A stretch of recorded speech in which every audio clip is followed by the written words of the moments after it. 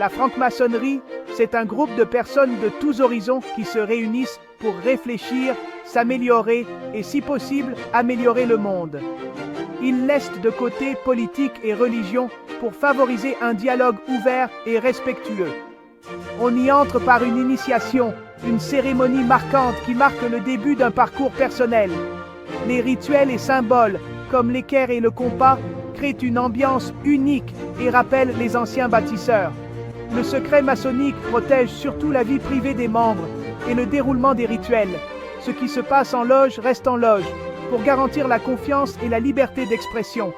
La franc-maçonnerie est une fraternité où l'on progresse par étapes en construisant un temple symbolique, une humanité meilleure. Les membres se considèrent comme frères et sœurs, unis par la volonté de se perfectionner ensemble. C'est un engagement personnel, mais vécu dans la solidarité du groupe. Plus qu'un club, c'est un chemin de transformation intérieure. En somme, la franc-maçonnerie, c'est apprendre à bâtir, non pas des murs, mais des ponts entre les êtres. Pour comprendre la franc-maçonnerie, il faut remonter à 1717, à Londres, où 4 loges fondent la première grande loge.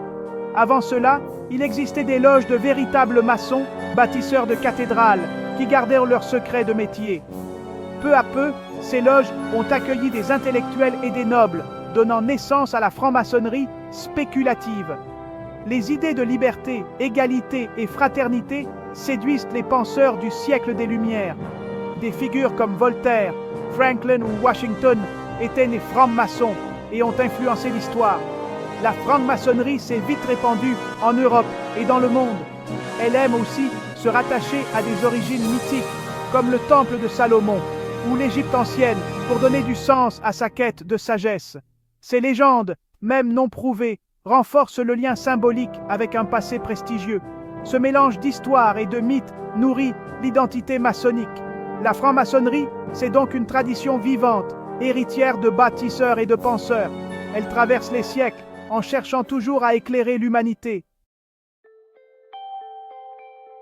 La franc-maçonnerie parle en symbole, car un symbole invite à réfléchir et à interpréter. L'équerre évoque la droiture, le compas l'ouverture d'esprit. Ensemble, ils symbolisent l'équilibre. Les rites structurent les réunions, créant un cadre propice à la concentration et à l'égalité. L'initiation, moment clé, fait passer le candidat par des épreuves symboliques pour l'amener à se questionner sur lui-même.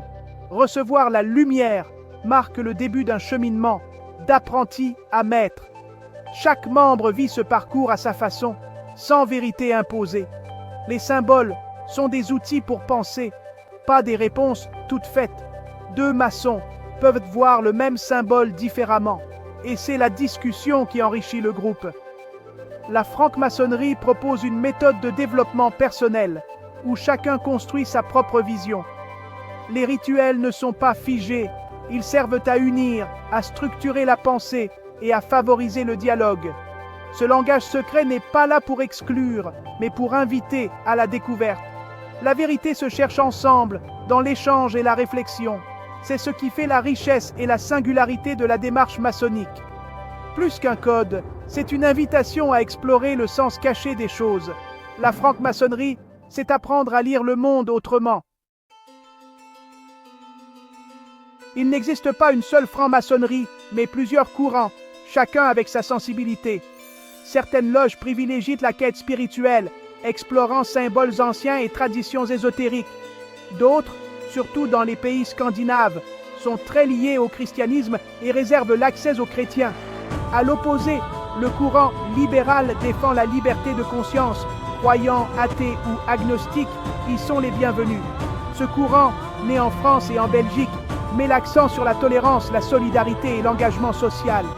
Certaines loges sont très actives sur les questions de société et acceptent les femmes, ce qui n'est pas le cas partout. Cette diversité fait la force de la franc-maçonnerie, un tronc commun, mais des branches multiples. Chaque courant propose sa propre façon de chercher la vérité et de vivre la fraternité. Au final, tous partagent l'idée de se rassembler pour progresser ensemble. La vie maçonnique s'organise autour de la loge. Un groupe de 20 à 50 membres qui se réunit régulièrement dans un temple. Chaque loge porte un nom symbolique et fonctionne de façon démocratique. Le président, le vénérable maître, est élu pour un an. Les responsabilités tournent. Chacun peut participer à la gestion. Les loges sont regroupées en obédiences, sorte de fédération qui garantissent le respect des traditions. Chaque obédience a ses propres règles et rites. Après les réunions rituelles, les membres partagent souvent un repas convivial, renforçant les liens d'amitié. La solidarité est essentielle. Les membres s'entraident en cas de difficulté, avec parfois une caisse de soutien. La loge est un lieu d'apprentissage, de débat et de fraternité vécue. Ce n'est pas un lieu de culte, mais un espace pour grandir ensemble. La vie maçonnique alterne rituels, échanges et entraide concrète. C'est là que se construit l'esprit de fraternité. La loge, c'est le cœur battant de la franc-maçonnerie. Aujourd'hui, la franc-maçonnerie mondiale se divise en deux grands courants. La branche traditionnelle exige la croyance en un être suprême, appelé grand architecte de l'univers, et n'accepte que les hommes. Elle est majoritaire dans les pays anglo-saxons. La branche libérale, née en Europe continentale, prône la liberté de conscience. Croyants, athées ou agnostiques peuvent y entrer. Elle accepte aussi les femmes, parfois dans des loges mixtes. Cette séparation remonte à 1877, quand le Grand Orient de France a supprimé l'obligation de croire en Dieu. Depuis, les deux branches ne se reconnaissent pas mutuellement. Les traditionnels reprochent aux libéraux leur manque de spiritualité. Les libéraux critiquent le dogmatisme des traditionnels. Cette division structure encore aujourd'hui le paysage maçonnique mondial. Mais partout, l'idéal de fraternité demeure. La franc-maçonnerie suscite fantasmes et critiques, notamment l'idée d'un complot mondial. En réalité, il existe de multiples obédiences, souvent divisées, rendant impossible toute coordination secrète. Les loges interdisent les débats politiques ou religieux pour éviter les conflits. Les francs-maçons s'engagent parfois en politique, mais à titre personnel, jamais au nom de la loge. L'Église catholique a longtemps condamné la franc-maçonnerie, lui reprochant son secret et son relativisme. Aujourd'hui, l'interdiction officielle pour les catholiques subsiste, même si les tensions se sont apaisées. On accuse aussi la franc-maçonnerie d'être un réseau d'affaires, mais les obédiences condamnent tout usage à des fins purement matérielles. La solidarité existe, mais l'objectif reste le développement intellectuel et humain. La plupart des membres cherchent avant tout à réfléchir et à progresser, pas à obtenir des avantages. Derrière les mythes, la franc-maçonnerie est surtout un espace de dialogue et de réflexion. Aujourd'hui, la franc-maçonnerie vise toujours le perfectionnement de l'individu.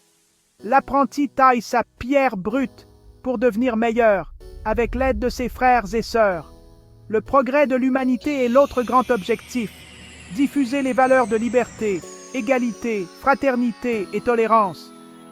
Les obédiences prennent position sur les grands débats de société et organisent des conférences ouvertes. La loge est un lieu de dialogue unique où l'on apprend à écouter et à nuancer sa pensée. C'est une école de la démocratie et du vivre ensemble, créant du lien social. La franc-maçonnerie n'apporte pas de réponse toute faite, mais propose des outils pour réfléchir. Elle offre un espace pour penser librement et agir solidairement. Son importance réside dans sa capacité à encourager chacun à devenir une version plus éclairée de lui-même. Plus qu'un pouvoir caché, c'est une fraternité humaniste tournée vers l'avenir.